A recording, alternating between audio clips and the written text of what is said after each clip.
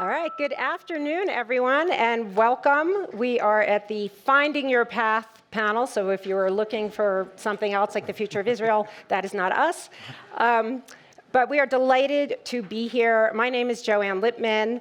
I'm going to be playing the role of what we call player coach today. I am both the moderator as well as a panelist with my astonishing colleagues over here.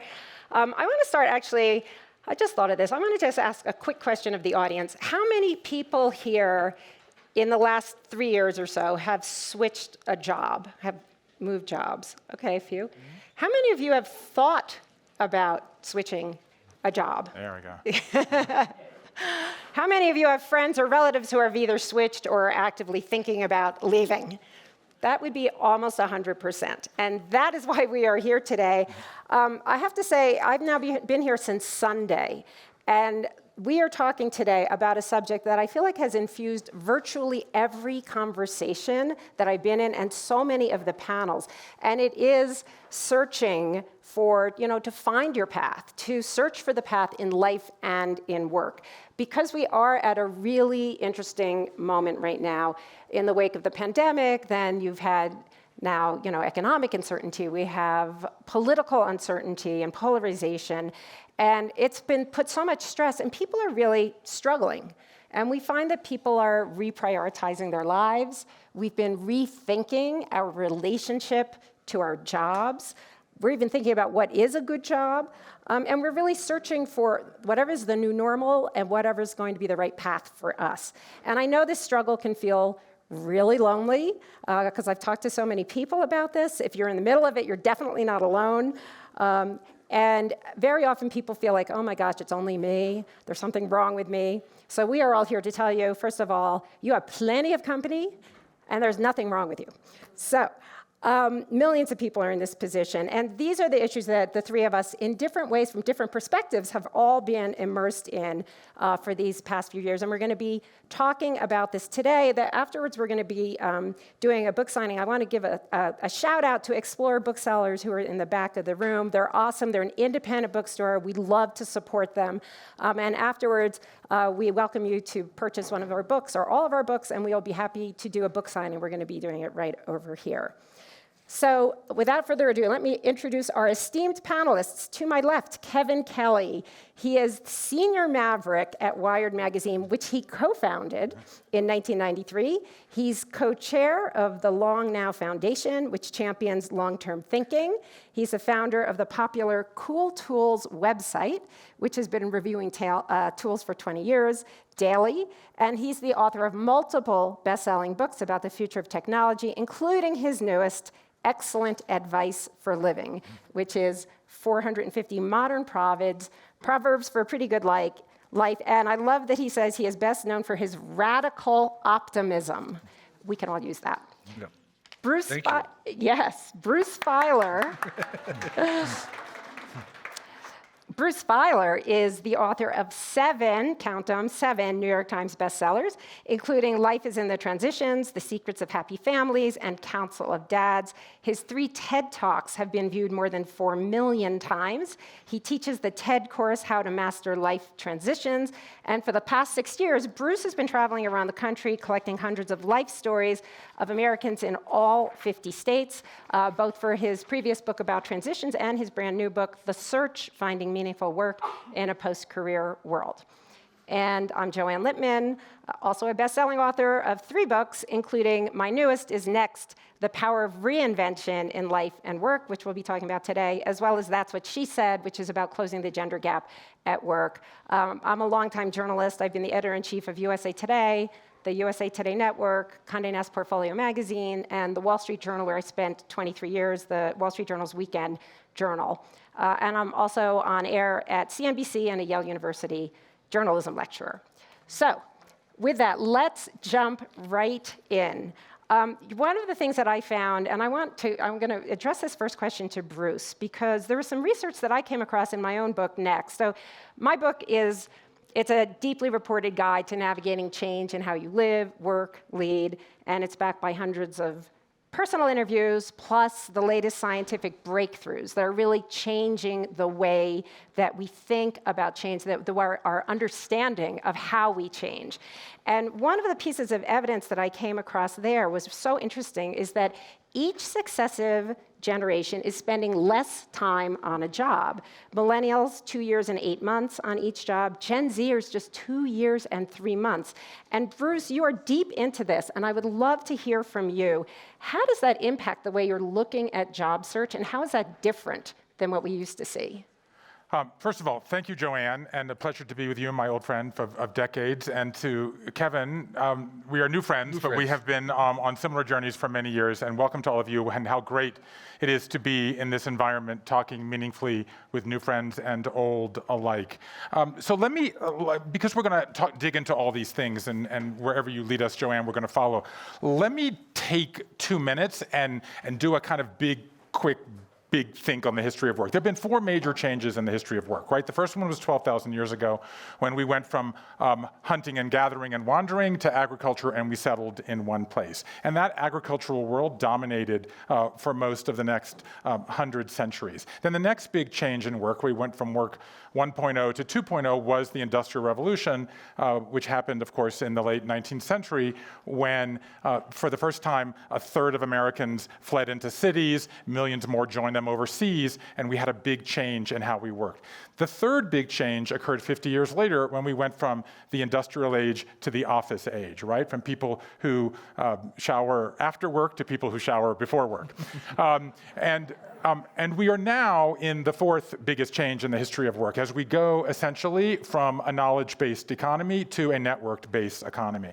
Now, this story is largely well known, but what is less well known is that in each of those changes, as how we changed work happened, we changed how we think, and we talked, and we found work, okay? So that the idea of the career was essentially invented 100 years ago, at the dawn of the industrial age, when suddenly you had all these people in cities, they didn't have work. You had all these new companies, they didn't know how to find workers. So a guy named Parsons invented the idea of the career, and the idea was you're going to make a decision once in your 20s if you were a man, and you were going to do this for the next 50 years, okay? So there had never been a word or concept for career. It was invented 100 years ago. That's the historical aberration.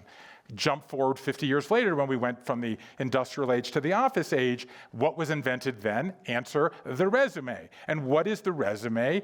It is a linear construct of work, a series of successive jobs. Each one is bigger and higher and more prestigious than the last. Today, we are going through one of these changes, and we don't have the frame, which is exactly what you talked about. So to get it in a nutshell, we live nonlinear work lives. So I have dug into 6 years, 1,500 hours of interviews, and we go through what I call a work quake, right? Which is a jolt, a disruption, either forced upon us, or we choose to rethink or reimagine what we do. And we go through one on average every 2.5 years. But 2.8 years, in fact, is what it is for the average. But to your point, Joanne, women go through them more than men. Xers go through them more than boomers. Millennials more than Xers. Zers will go through them more than millennials. Diverse workers go through them more than non-diverse workers. And so therefore, that number is only going to grow. So the essence of what we're talking about is, when you are in a work quake, what is it that you do?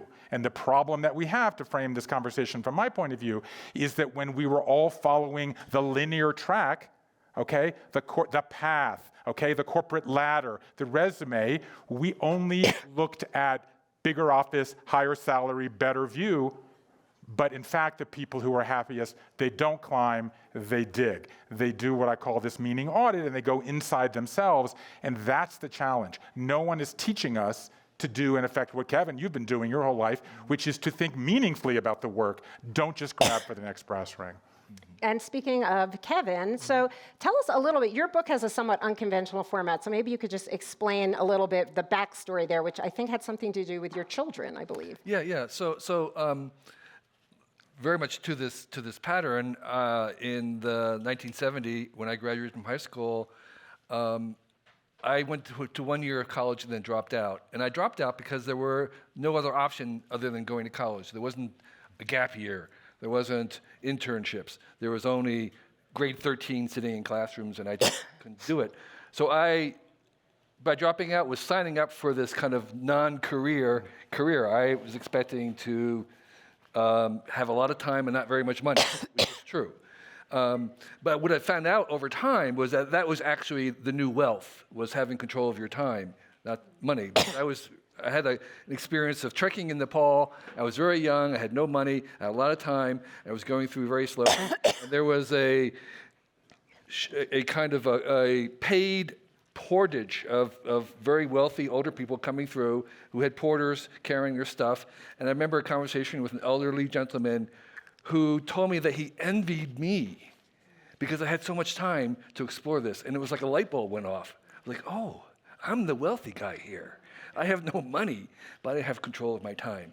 And so I think part of what we're seeing in this is a shift to that kind of control of your time and how you give your energy and control of that. And so by inadvertent lucked into that path that is sort of what we're now all aiming for, maybe, of having more control over my time.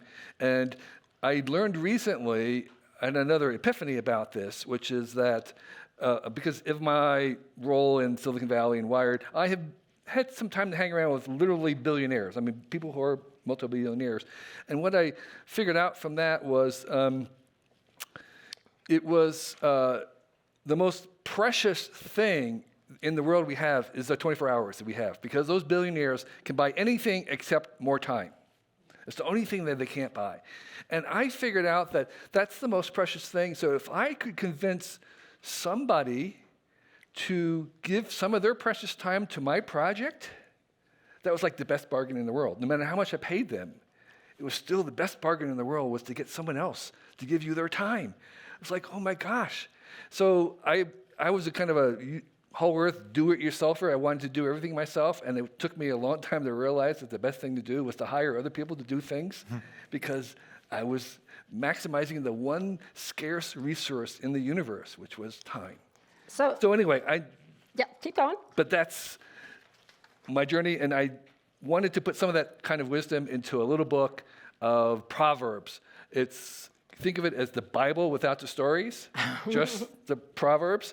And so I did that, and I started to do it for my kids, who are now young adults, because we weren't very preachy, but we wanted to model the behavior, which we did. But there were things I thought that they should know, like which I just said, about this shift in finding and leveraging other people's time. So I wrote them down to a little book of Proverbs, and that's what Excellent Advice is about.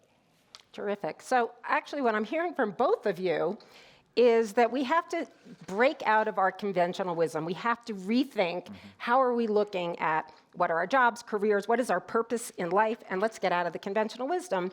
And I actually found the same thing in reporting Next, which was fascinating. It fits right in with this because in interviewing these hundreds of people and the experts, I found that there were similarities in people who had these sort of major transitions, whether it was just, to a new career or really like overhauling their entire life or coming back from a failure, people who had huge professional failures or trauma in their lives, and how they were able to get through it. And I talk about this reinvention roadmap of 4 steps, which is search, struggle, stop, solution. We can talk a little bit more about that later, but what we got into, what I understood from all the stories of the people I heard, is there were 2 really big myths that have been holding us back that I want to explode for you right now. And one is what I call the Cinderella myth. When you hear about stories of people with great success or great transformation, it seems to happen overnight, right? It's like Mark Zuckerberg, he goes from college kid to tech billionaire, boom, right? But it's something that has been we have been inundated with this since birth. When you think about Cinderella and The Frog and the Prince, and then it's Spider-Man and Superman, and then it's American Idol and Who Wants to Be a Millionaire. we have this idea that things should be easy, that you should go from the beginning to the end. And we kind of conveniently leave out that sort of struggle part that I'm talking about in the middle. And yet that struggle part, which is really lonely, it's when you feel like you're standing still. It's when you feel like you're not sure where you're going. You're kind of disconnecting from where you were, but you're not sure you can see the future to where you're going. That part we leave out in our popular imagination, in our stories, and yet that is the most important work. And even though you feel like you're standing still, that actually is where the most important work is getting done. You are moving forward. So that Cinderella myth, very damaging to us. So we just have to, let's kill that one. And then the second one I want to reference, which goes right to both of your personal stories really, is this idea that you're supposed to know exactly where you're going. So if you read the traditional business books, they Think and Grow Rich, right? This is almost 100 years old and it's still a bestseller, right? And the idea is have a goal and then work backwards and work every step of the way to get to your goal. And what I found is, yes, awesome, that's great advice if you're going to be a surgeon. And you want to be a surgeon, you damn well better take your MCATs and go to med school.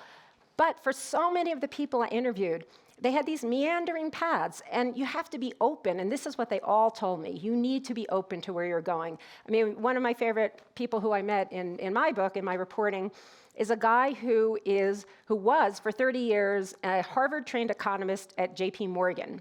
And London and Manhattan. And when I met him, what he is now is a cattle farmer in the Hudson Valley in New York. And I said, okay, that's an incredibly extreme transition. And he said, well, actually, it was quite organic. And this was the key, right? He said, I never expected to be a cattle farmer.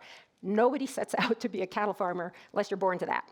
But he said what happened was over time, when his family was young, he was looking for the least expensive getaway from the city that he could find, and he found a broken down old farmhouse. And over time, he fixed it up, spent weekends there, learned from the farmers around him, got drawn into the business, and became enamored of the business, spent more time on it, and eventually, after several decades, realized that he owned cows he had now on his property, and he had learned how to castrate cows and all kinds of things.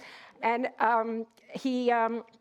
but he realized that he had to choose, and that was his stop moment. He had to choose. We were spending so much time at work, so much time on the farm, and he and his wife, the farm won, and ultimately they became a farmer. But his point was, it was an organic transition. It looks crazy and extreme, but to him, it happened over time. And also, he said he uses every one of his skills in his new role.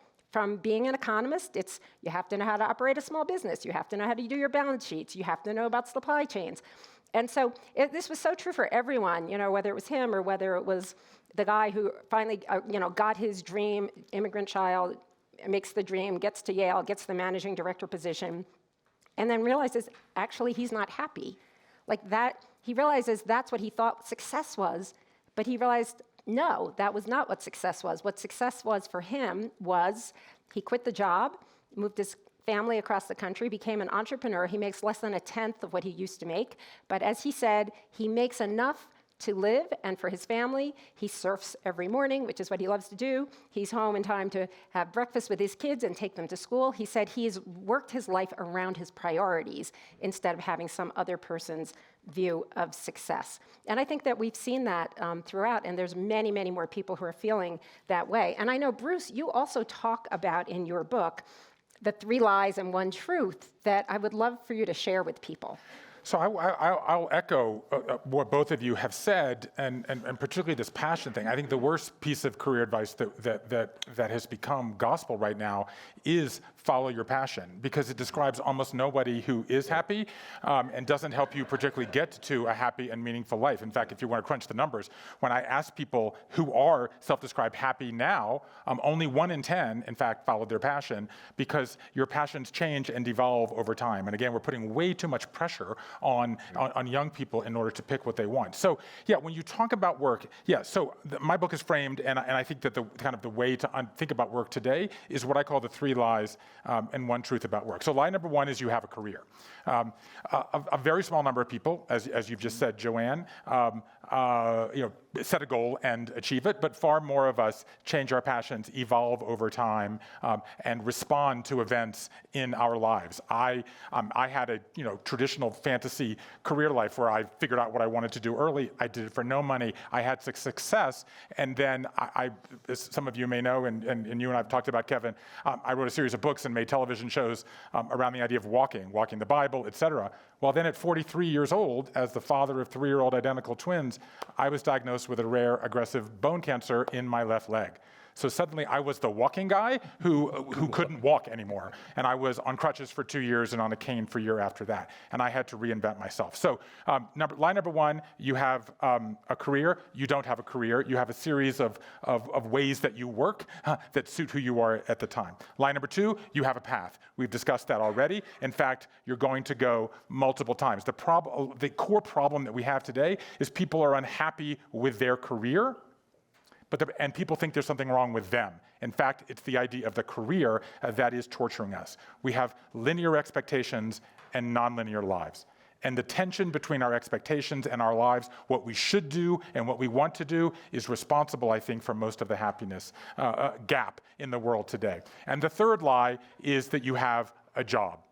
On the surface, this seems the most absurd. Of course I have a job. How else do I pay my bills and get my benefits? But in fact, that's not true. The average person has up to 5 jobs. Okay, there's a main job. Okay, we think we know what that is, but by almost any metric, only half of us even have a main job anymore. There are 2/3 of us have care jobs, like caring for children or aging relatives. 3/4 of us have a side job, which I feel like we talk about a lot in the culture, but there are 2 more types of jobs which I have named in the search. One is 89% of us have what I call a hope job, which is something that we do that we hope leads to something else, like writing a screenplay or selling pickles at the farmer's market. And for most of these hope jobs, we're actually paying out of pocket for the privilege of doing them. Okay? And then the last kind of job is that 93% of us have what I call a ghost job, which is something that we struggle with that feels so much like work that it feels like a job, like self-doubt or imposter syndrome or sobriety or mental health or bigotry or discrimination or microaggressions. And the way to think about this, from my point of view, is that the one thing that's non-negotiable, and I think that goes through all of our lives, and that really captures what's going on today, is that fewer people are searching merely for work anymore. More people are searching for work with meaning.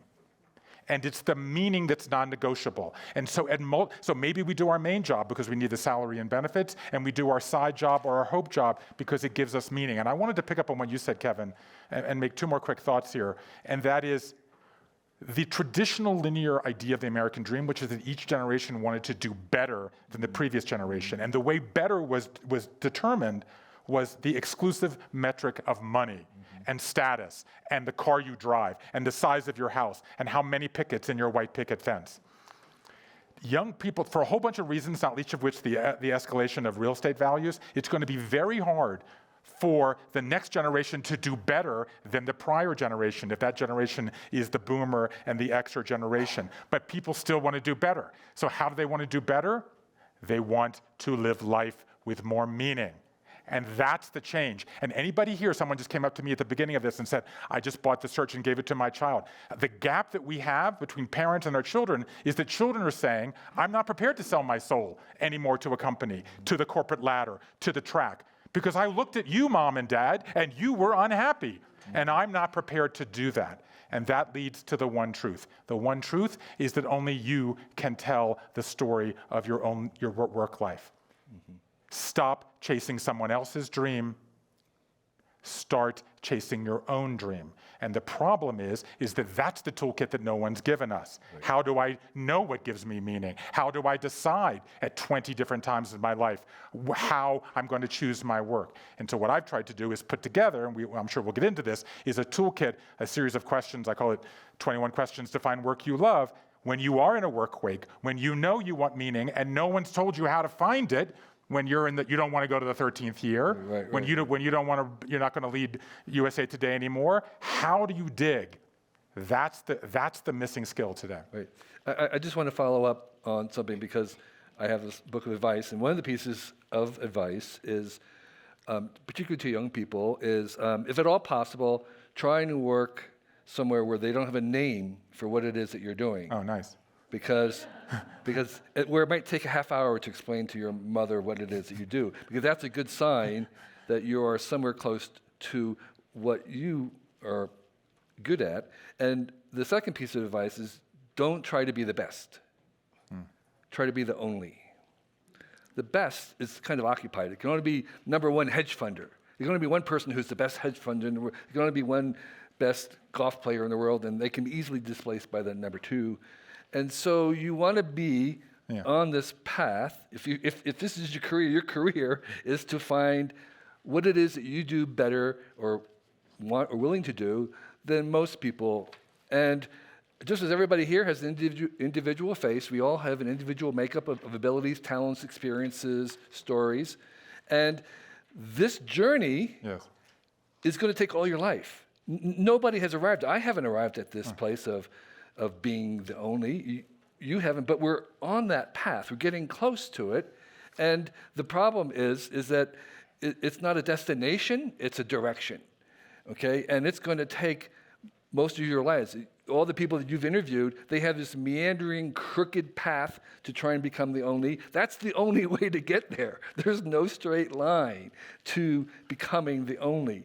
And the only is the sense in which things that you find hard, things that you find easy, other people find hard, things that other people don't appreciate, you do. And that is where you want to end up. And that is sort of fits into I love it, and search. I know you have a question, Joanne, but I just want to say, the last story in the search is from somebody who grew up in an underrepresented background in the Bay Area, went to work at a large corporation, left, came back to the corporation, and redefined her role in it. She didn't actually even leave the organization, and she said to me, I finally realized that I'm a one and only. Right. And what I have found in my thinking about this, and it echoes your writing too, Joanne, is that we're all one and onlys anymore. But we need a definition of success that doesn't limit it and say, go stand, like Johnny Carson used to do on the star at the base of the Tonight Show floor, and stand on the star. But we need to give people permission. A lot of it is permission giving. To take the risk, to make the one common thing in all the stories I heard is that everybody makes a decision at one point that is the unright choice. Somebody thinks it's the wrong choice, but for you, it's the unright choice, the untaken turn, the unaccepted compromise. We are in the process of turning the abnorm into the norm, and that's the beauty of it. Because we used to say there's only one way, and now there's many ways. Right, and the thing about being the best is that you see how it is. You know what the path is to be the surgeon. You know what the path is to be a professional basketball player. You can't see, there's no role model for the path to be you. Yes. And so that's a hard thing to see, and we don't have a lot of role models of people saying, you can be you can be the best you can be the authentic you. How do you do that? And so we need a toolkit for helping us on this path where we don't have someone else's ruler to measure our lives with. So we're going to get to some strategies, which I think are very important. And as well, in Next, I also put together a dozen strategies, a toolkit, if you will, of strategies to get you from here to there. But before we dive into specific strategies, first just a comment on the two quotes that you pulled out of your own book. I also pulled out. I underlined them. Look at that. Along with another one of my favorites, which was ignore what others may be thinking of you because they're not thinking of you. Exactly. And one other of my personal favorites was never ask a woman if she's pregnant. Thought that was a good one. But before we dive into the specific strategies, we've touched on a little bit this idea that the advice can be different for different groups. And next, one of the areas I dug into, so my previous book, That's What She Said, was all about closing the gender gap at work. I actually wrote it for men because there's a lot of good men out there who actually want to be part of this conversation, and a lot of women talk to each other about these issues. We don't talk to men. And so what I wanted to do was also look at these underrepresented groups and what does that mean in terms of change. And what I found is I have a chapter in Next actually on the underrepresented groups because we do have a different career path. Women do have a slightly different career path than men do. The LGBT community, people of color, we all face different challenges. And particularly, for example, in the case for women, there's actually a researcher at Bowling Green State University who has studied just career paths and has found that virtually all women will need to reinvent their careers at some point. And it's for a variety of reasons, right? It could be that there could be lifestyle, the workplace is too rigid. It could just be, women in their 30s stop getting opportunities, whether they have children or not. They get fewer opportunities, or they could, they reach the glass ceiling. They get the top job and get marched off what's called the glass cliff. In other words, they get the top job only because the company's in trouble. And then they fail because the company's in trouble, and then they get the blame. All of these things happen, and as a result, women tend to reinvent. But the other fascinating thing about women and other groups, by the way, black men, there's been a lot of research also have the glass cliff. There's been research on college coaches. Black coaches are put into those positions when their teams have losing records and when it's difficult to turn them around, and they are given less time than white men to turn their teams around. So for all of those reasons, it's a slightly different table stakes, right, for women, for people of color, and but it also tends to make those groups more entrepreneurial. And what this research has shown us, and what I see in real life, is that these groups tend to reinvent themselves, become more entrepreneurial, and the research has shown that women, when in their later careers, when they reinvent themselves, are very much mission-driven, purpose-driven. They tend to go into those careers, and once you understand that, you kind of see it everywhere. Sally Krawcheck, who spoke here a couple days ago, she was the CEO of 2 different investment banks and lost her job very publicly on the front page of the Wall Street Journal, fired from her investment banking job. And she went on to reinvent herself, but what she did is, even though her whole career was in banking, had nothing to do with gender, but she realized that women were this really underrepresented group in terms of finance. So she's created a company called Elevate and Elevest, which is solely helping women to become financially literate, and then Elevate, which is a nonprofit to help women in finance. But there are so many women like her at every single level that we see. And so I do find that the advice and the pathway for all of us is quite different and more challenging. And the one other thing I would say, though, about just in terms of women, is that when we do lose a job or change a job, one of the huge issues that comes up in all of the conversations I've had with the people I interviewed is this idea of self-identity, right? The idea we are so tied to our job titles. And one of the big things holding us back is you're afraid to leave that title because that is who you are. And we all have it. Men have it far more than women. Mm-hmm. So we find that when women lose a job or leave a job, they immediately tap into alternate identities. I'm a mom, I'm a sister, I'm a weekend athlete, I'm a mom. But men have a much, much more difficult time in disconnecting. And it makes it that much harder to sort of take that leap and be bold and go into that next thing. I'm wondering, before we go into any strategies, if you see different different pathways for different types of groups or different advice.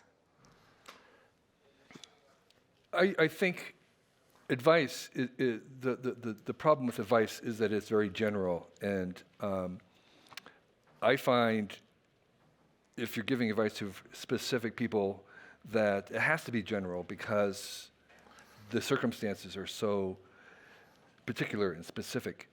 And so actually, my response to having that difficulty is to be as general as possible and to let you interpret it. So I think the thing about advice is that it's hopeful, it's optimistic. It's the question is like, why have advice at all? Is this advice useful to anybody? Should we be listening to advice? Does it actually work? And I think I think it does. I think it does. It's really closer to a reminder than anything. We've kind of heard these things. We're kind of discovering these things on our own. And mostly what advice is a way for us to be reminded of them. And I think the kinds of work that both of you are doing, where you're doing academic studies, is in some ways codifying things that people can kind of feel and intuitively guess at because of the way the world is working. And so being able to reduce it to a zip file, a little proverb, is just really a way for us to talk about it and to be reminded. But I actually think that for the most part, it's closer to just something that we're recalling rather than that we're learning. First of all, advice from you, I'll take any time. So the advice giver, just 3 quick points to tie a few of these threads together. On the advice front, when I was working on Life is in the Transitions, I did find that one of the ways that we get through a life transition is to share your story with other people. But that people like different kinds of feedback. Some people are what I call comforters. You know, I love you, Julie, you're gonna get through it, I believe in you. But some people like what I call nudgers, like, I love you, Julie, but I think you should try this. And some people like what I call slappers, right? I love you, Julie, but get over yourself. You've been telling this story for a long time. It's time to go join this group or get off or make that phone call or whatever it is. So if you are the person giving advice to someone, ask what kind of advice they want from you before you give it, because your phenotype of advice might be different than the person who's receiving your advice. On this new book, when I was working on the search, I actually asked people, in your work transition, what's the best advice? Did you get advice? Who was it from, and what was most helpful? And the headline was glaring. Well, 2 headlines. Number 1, the best advice did not come from family. It actually came from colleagues. Mm-hmm. Which we might be reluctant to talk to because we might think, and followed by professionals. Family were dead last. But the best piece of advice, 3/4 of people said that the best advice they got was someone telling them, trust yourself. You already know the answer. Right. Keep walking in the direction that you're walking in. People don't want a kick in the butt, they want a pat on the back. Right. And that leads, I want to just pick up on what you said, because I thought it was beautiful, Joanne, about the fear element. Because somebody in this room or watching us on video either is or knows someone who's struggling with this question, do I stay or do I go? The simplest answer to that question is, when the pain of leaving is smaller than the pain of staying. Right. Another way of saying this, when the pain of staying is so great that you are prepared to go into the unknown. That is a great test. And if you are thinking about leaving, but you think you're not ready, create what I've called a buffer zone. People do 6 months, 12 months. I'm going to start a hope job. I'm going to start a side job. I'm going to begin to experiment. I'm going to work on that novel. I'm going to start making that jewelry to sell on Etsy or whatever it might be. Is that you create, it's not a black or white thing. But when the pain of staying is greater than the pain of leaving, people will leave. So I have 2 things, 2 little bits of advice in my book. There we go. And one of them is when someone tells you something is wrong in, say, your life or something you've created, they're usually right. When they tell you what the solution is, they're usually wrong. Nice. Yeah. Okay? That is so good. I underline that one too. That is so That's good. good, right? So, because it's much easier to see how things don't work. By the way, I have a writing rule of life. 2 people don't Exactly. like a paragraph. They don't know why it's bad, but it's bad. Fix it. Exactly, right, exactly. So the other one was the second point you were making about, which I just lost my train of thought on. Staying or going. Staying or going, Best yeah. advice is with the one advice you already have. Listen to yourself. I don't know. I forget what it was. So, Okay. Go ahead. Well, why don't we talk, because I want to leave some time for questions. So let's do sort of a quick round of specific strategies that we want to leave people with. And why don't we do Kevin, Bruce, and then I'll go. specific strategies in terms of a career? Just, yeah, in terms of people who are looking for that path, looking to make that change. Right. So actually, this was something to follow off what Bruce said. I think one of my bits of advice is, rather than grand plans, prototype your life. Prototype things. That turned out to be something I really, really wished I knew when I was younger. And that's true of projects that you're working on as well as your life. Rather than sort of, you're going to quit your career, you're going to take out a loan, and you're going to make a business plan for 5 years, Rather than that, you want to prototype it. Try to do something with $200 to see how far you could get with making whatever you were going to make. Try things out in a trial basis, and then iterate your way forward. Because things change so fast, because you don't know yourself that way. You don't know actually what you are unique about. So you want to inch and prototype your way forward. And that's true about even kind of larger projects, like if you're going to make a kitchen remodel. Get cardboard from refrigerators and make a full-scale prototype cardboard version of it to see if the counter heights are the right length. If you're writing a book, you're going to prototype it by making a first draft. You're going to make the whole book all the way through, knowing that you're going to throw it away. That was so hard for me in the beginning, knowing that I'm going to make a piece of furniture one time and then throw it away and make it again in order to make it better. So don't try to make grand plans, prototype your life as you go forward. So that would be one of my main things. Great. I want to give you 3 quick questions to ask yourself, okay? As I said, my book is all about writing the story of your work. I have 21 questions. Here are 3. Question number 1, what are the upsides and downsides of work you learned from your parents? We forget the past in our work story. I will tell you, 2/3 of people in my conversations said the number 1 upside they learned from their parents was the value of hard work. And I kept hearing this over and over again. I was sort of bored and grumpy. I'm like, okay, I'm going to start asking people the downsides. And that's when it got interesting. Okay, number 1 downside from their parents, overwork, followed by strain on the family, followed by unhappiness. If you want to understand what's going on in work today, put those questions next to each other. People want to work hard, but they are no longer prepared to overwork, be unhappy, and put a strain on their family. You have a story of work that's been shaped by your upbringing that you are not thinking about, but it's driving your actions. Identified. That's question number 1. Question number 2, I'm at a moment in my life when blank. Fill in that question. I'm in a moment in my life when I want to make money, because I got to pay off my student loans, or in my case, I'm about to send 2 kids to college, or I'm in a moment in my life when I want to prioritize my children, or my mother's going through chemo, and I want to spend time with her, so I don't want to work that's going to make me travel. Or I'm in a moment when I've been doing the same thing for a long time, and I've been focused on profit, and I want to give back. I want to fight climate change. I want to make my community better. 20 times in your life, you can change that blank. Ask yourself, I'm in a moment in my life when, right now, today. And then the last question, in 35 years of asking people questions, my favorite all-time question to ask people was, did you have a toothache when you were young? This comes from a Hans Christian Andersen, the last fairy tale he wrote called Auntie Toothache, about the boy who has a toothache, delirious dream. He's visited by his auntie, and she says to him, every great poet has a great toothache. When you were young, what was the dilemma that nagged at you, the problem you wanted to solve, or the challenge you wanted to resolve? What is the story you have been trying to tell your whole life? Maybe now is the time to tell that story. So my piece of advice is that that thing that made you weird as a kid might be the thing that makes you great as an adult, as long as you don't lose it. Perfect. And I will follow with 3 quick strategies that I gleaned from all of these people who I interviewed, plus the experts. So the first I would say is, if you're thinking of a change, the first thing you need to do is imagine your future possible selves, right? You have to imagine it's not just like, today I'm a journalist and tomorrow I want to be a ballerina. It doesn't work that way, right? You imagine it in your head, think it through thoroughly. What would it feel like?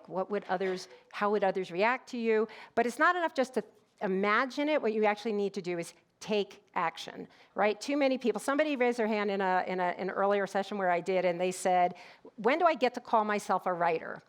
And I said, well, have you written anything yet? And they said, no. I said, right, you don't have to be paid for it, but you can write for Medium, write for LinkedIn, write anywhere where you can get it published, but do something. So you need to take action when you're imagining where you might go from here. It's part of that kind of move before you move, right? Don't just like quit one thing and start another. You want to actually get yourself prepared as you move into it. The second, and I love this piece of advice, which is find yourself what I call an expert companion. An expert companion. I'm borrowing this phrase from trauma psychologists who work with trauma victims who go on to have what they call post-traumatic growth. In other words, we all have post-traumatic stress after trauma. People can actually grow, but what they need is someone to help them along the way. And I think all of us all of us need an expert companion. It is the person who can reflect back to you your strengths, your weaknesses, your possibilities, and because we all have these innate strengths and talents that are so innate to us that we either don't even realize they exist, or if we do, we discount them because it just seems too easy. We think everybody can do that. Your expert companion, they can help you focus. And then the third one I would leave you to is something that we all know intuitively and intellectually, and we almost never do it. Reach out to your, what we call weak ties and dormant ties. That would be people you only know a little bit, or people who you have lost touch with. And it is so powerful. There was, and it's scary, by the way. It can be very scary. You reach out to these people, they can give you amazing advice. There were a group of executives who were forced in a study to reach out to somebody they hadn't talked to in 5 years to talk about a business problem. 100% of them were anxious beforehand. Like, I haven't talked to them, I don't know. It's like scary, right? And particularly, I hear this from introverts. I don't want to do that. Afterward, 90% of them said that the interaction was fun as well as helpful. So you'll find that you get great advice, you'll rekindle these connections, and I find the best way to do this, and this is something every single person in this room can do today. Reach out to somebody in your past who's helped you to say thank you. It's amazingly powerful. You reconnect, it'll make your day, and it'll make their year to hear back from you. This actually happened to me recently. Someone I worked with 10 years ago, out of the blue, wrote me a note to say, you probably don't even remember this, but you bucked me up, you helped me at a time that was so difficult for me. And I tell you, I was weeping as I read it. It was unbelievable. And by the way, you reconnect with people, and you will also, everyone benefits from that, and it will help you in your own path, in your own journey forward.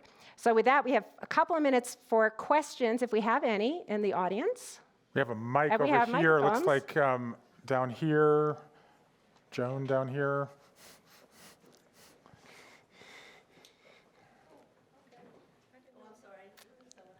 Sorry, I didn't know I was going to go first. Hello. By the way, Joan Michelson, Electric Ladies podcast. I had Joanne on my show. Go listen to it about her book. That's what she said. A couple things. One is, and I'll ask a question really quickly, but what I'm hearing underneath what you're all saying is, and I talk about this with my own clients, is there are different ways to put together the parts of who you are.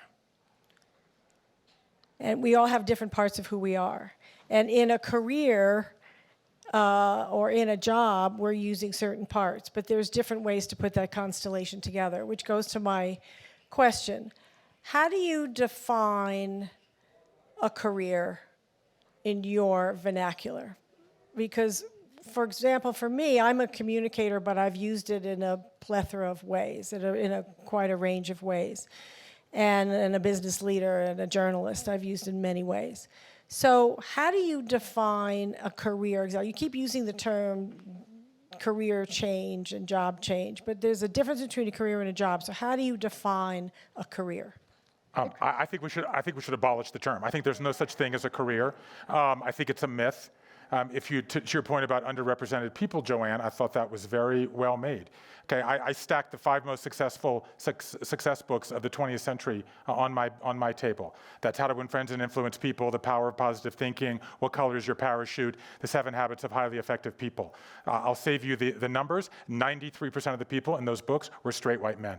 7% were women, and 0.003% were people of color. The idea of the career was invented for the straight white man, okay? And we have to expunge it. There is no reason to continue. I just wrote a book called The Search, Finding Meaningful Work in a Post-Career World. And other than attacking the word career, I didn't use it. It's very hard because there is no reason to continue using it because the career stigmatized the idea of taking time off to spend time with your family, to have children, right? It's like the idea of the midlife crisis when the guy who came up with it, Elliot Jacques, in the 1950s, didn't talk to women because he said when they go through menopause, it screws up my theory. Well, if it screws up your theory is wrong.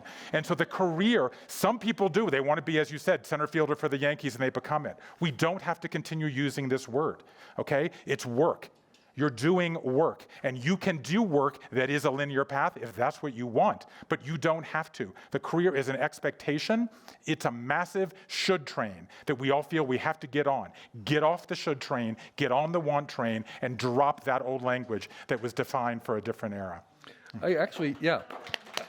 100% agreement, but actually I don't like the word work either. No, because it's very, very confusing because the productivity bros, the people who are trying to like minimize the amount of time they spend on something, I think is, okay, that's fine, but really what you want to be doing is you want to be finding something that you want to do forever. You want to spend as much time as possible.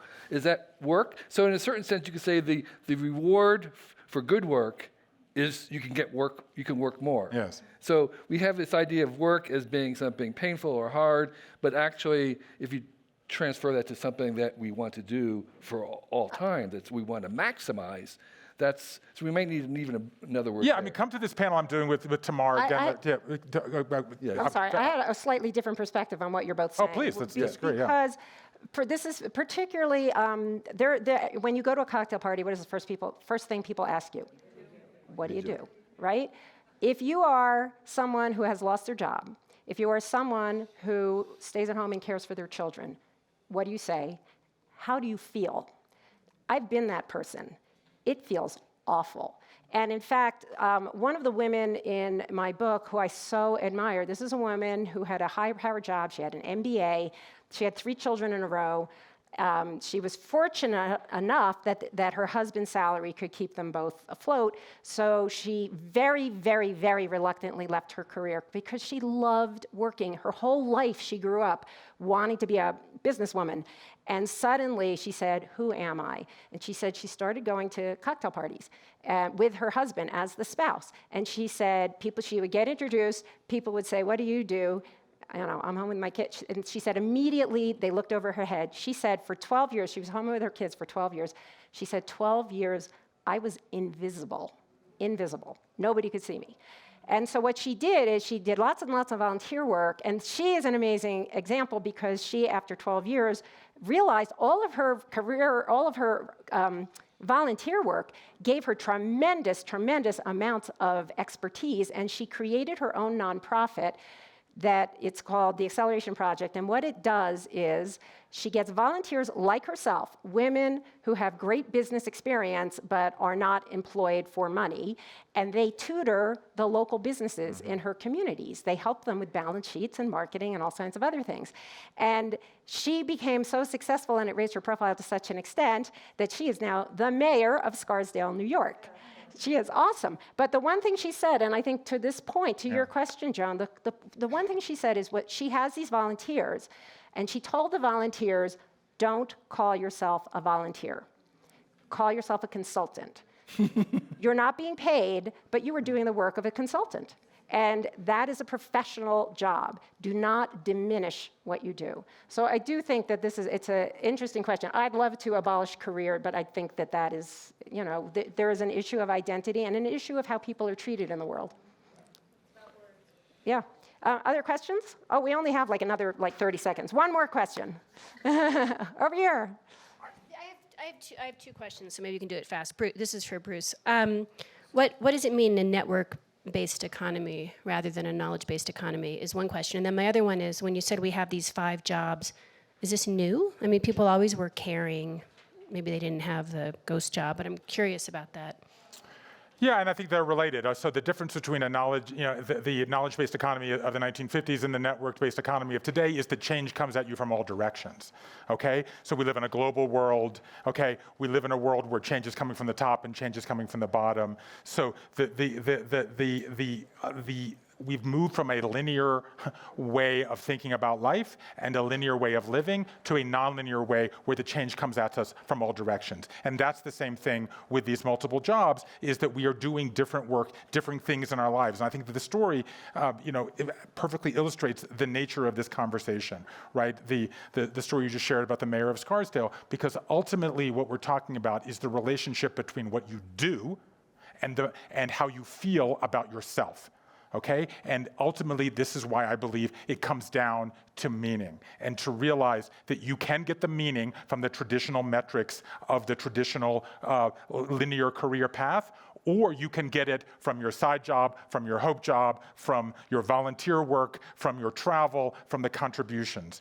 The big change that we're going on, the last big idea that I'll send you to go through, and expressing honor and gratitude that all of us feel that you're here and you've joined us today, is that I think that we are moving. If you want to tell me, someone asked me recently where I think this is going, we're moving from a means-based economy to a meaning-based economy. And the question ultimately for each of us will be, how do we define meaning for ourselves? You can do it the traditional way, you can change, you can do it whatever you want, but make yourself the hero of your own work story.